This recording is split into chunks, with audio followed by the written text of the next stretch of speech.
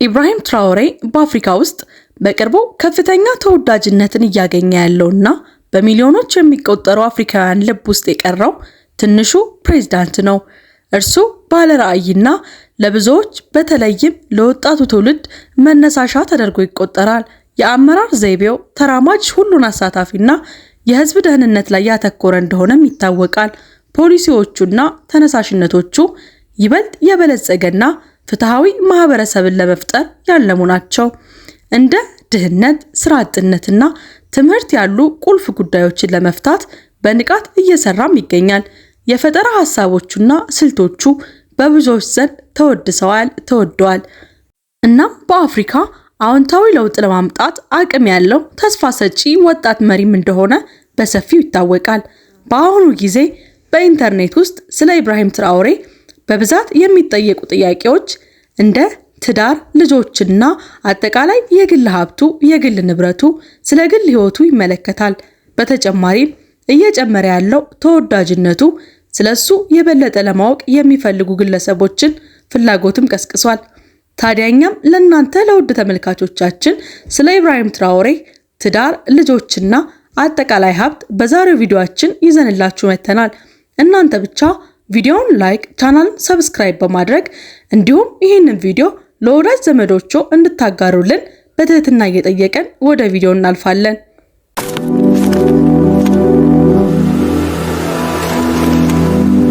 ስለ ኢብራሂም ትራኦሬ አጠቃላይ ሀብት፣ የግል ህይወት ማለትም ስለ ሚስትና ስለ ልጆቹ ከማውራታችን በፊት ኢብራሂም ትራኦሬ ማን ነው?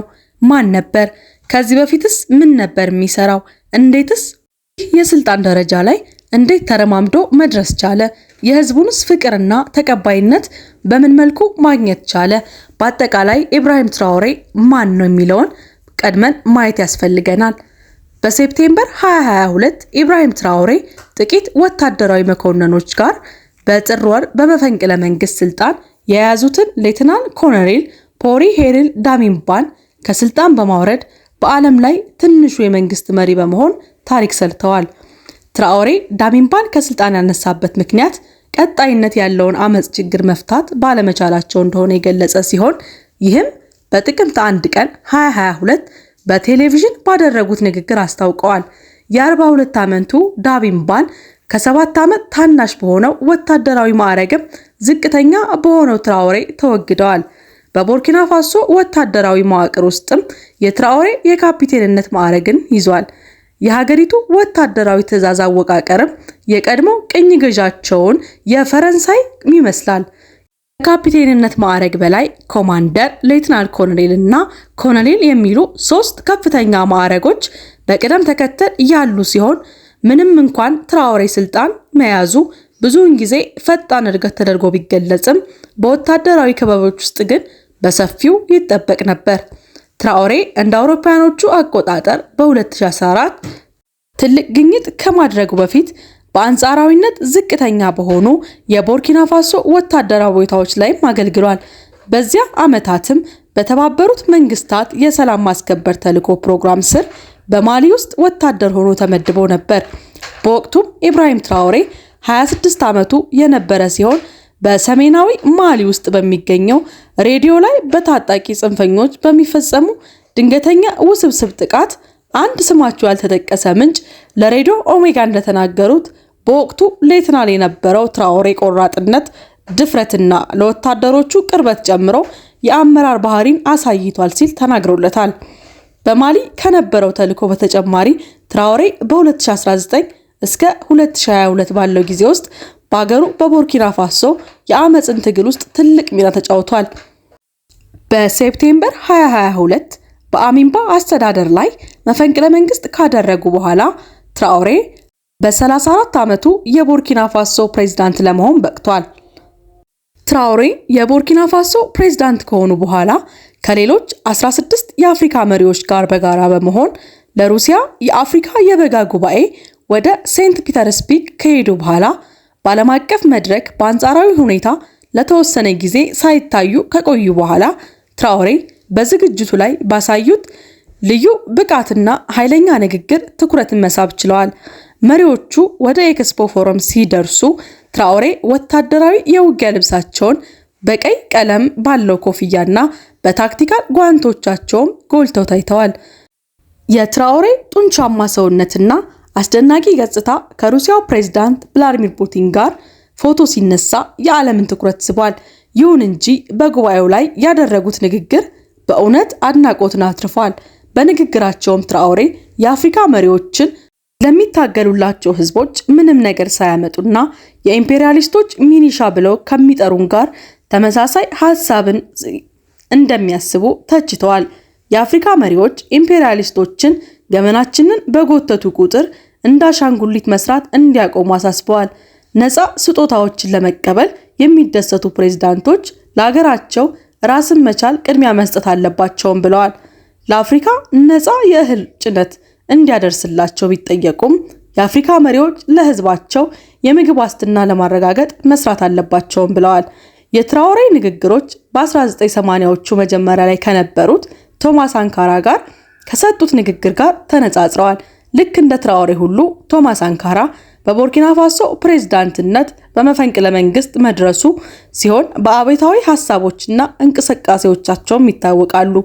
በተባበሩት መንግስታት ጠቅላላ ጉባኤ ላይም ንግግር ሲያደርጉ የቡርኪና ፋሶ ዜጎች ጥንካሬን በመጠቀም በቀን 2 ጊዜ እንዲበሉና የተመጣጠነና በቂ ውሃም እንዲያገኙ ለማቅረብ እንደሚሰሩ ተናግረዋል። ትራኦሬ በማህበራዊ ሚዲያ ከቶማስ ሳንካራ ጋር ተነጻጽረዋል።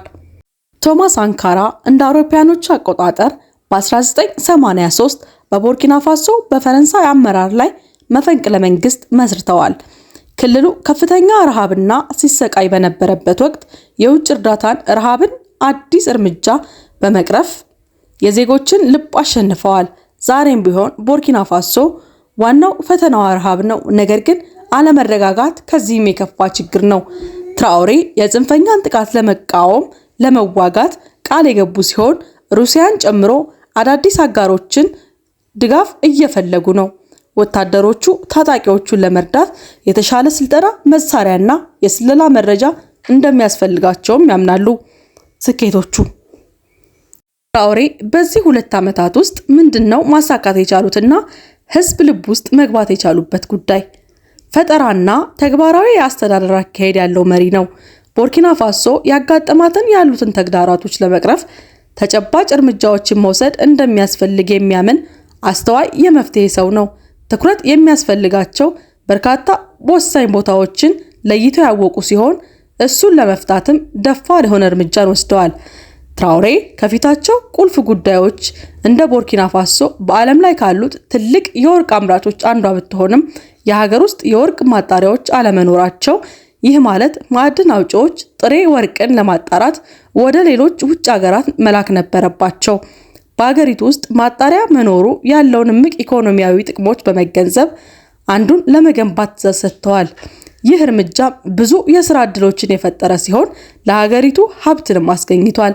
እንዲሁም ቲማቲም በሀገር ውስጥ የማቀነባበር አስፈላጊነትን ለይተዋል።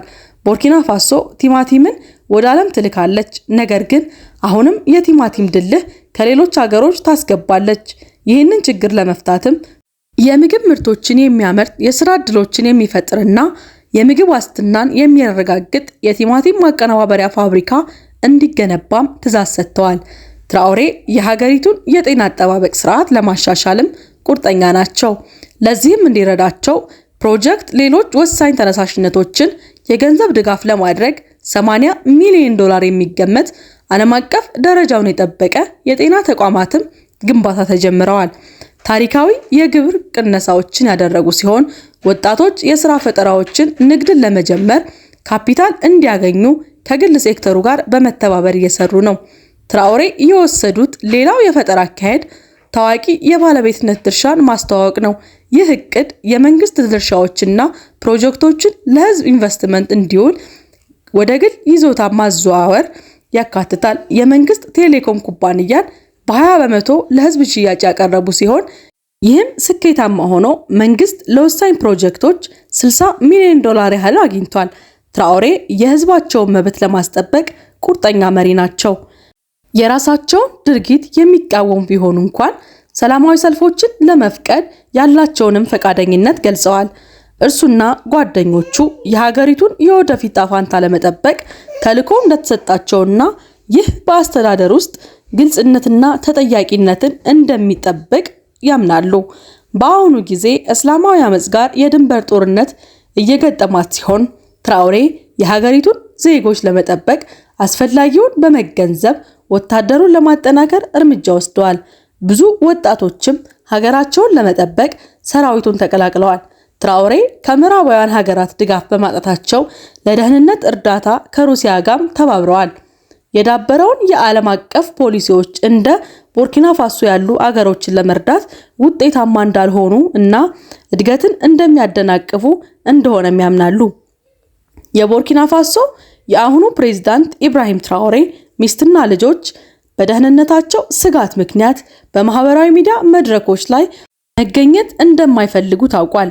ይህ ውሳኔ የተወሰደው የግል መረጃዎች እንዳይሰራጭና ግላዊነታቸውን ለመጠበቅ ነው።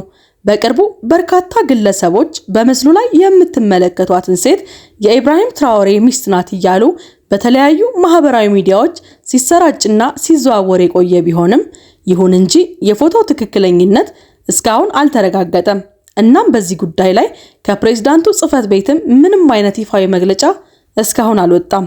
በተጨማሪም የኢብራሂም ትራኦሬ የግል ሀብት በግልጽ የማይታወቅ ሲሆን ነገር ግን ኢብራሂም ትራኦሬ ከሚሰራው ስራና ከሚያደርጋቸው ድርጊቶች ከዚህ በፊትም ባሳለፋቸው የወታደራዊ ህይወቶች ተነስተን ኢብራሂም ትራኦሬ ከሀገሩ 1 ሳንቲም እንዳልዘረፈ ህዝቡም የሚያየም ሰው ምስክር ነው። እናም በሀገሩ ስም ከሀገሩ ያሸሸው 1 ብርም 1 ዶላርም እንደሌለ ብዙዎች ምስክር ናቸው። እሱ ለሀገሩ ታማኝ ነው። ስራ አጥነትን፣ ድህነትን ለመቀነስ ቆርጦ ታግሎ እየተሰራ ነው። ለኛም ለሀገራችን ኢትዮጵያ እንደ ኢብራሂም ትራኦሬ አይነት መሪ ይስጠን እላለሁ። ስለ ኢብራሂም ትራኦሬ እንዲሁም ስለሱ ስለ ቤተሰቦቹ ያላችሁን አስተያየት በኮሜንት ሴክሽን ላይ አስቀምጡልን። ስለ ዛሬው ቪዲዮአችንም ጭምር ሀበናብ ክሮኒክልስ እንዲህ ያሉ ወቅታዊ፣ ማህበራዊ፣ አዝናኝ፣ አስተማሪና የታዋቂ ሰዎችን ግለ ታሪክ፣ የተለያዩ ሀገራትን ባህል፣ ወጎችና የተለያዩ ጎሳዎችን ሁሉንም ነገር እየዳሰሰ ወደ እናንተ የሚያደርሰው ቻናላችንን ሰብስክራይብ በማድረግ ቤተሰብ እንድትሆኑ እንጠይቃለን። እንዲሁም ሌላ ጊዜ የምንለቃቸው ቪዲዮዎች ቶሎ እንዲደርሰው የደወል ምልክቷን መጫን አይርሱ። እንዲሁም ለወዳጅ ዘመዶ እንዲያጋሩልን በትህትና እየጠየቅን ከዚህ በፊት የሰራናቸውን ቪዲዮዎች ገብታችሁ እንድትመለከቱ እየጋበዝን ለዛሬ በዚህ እንሰናበታችሁ። በሚቀጥለው ቪዲዮ እስከምንገናኝ ድረስ ቸር ቆዩልን።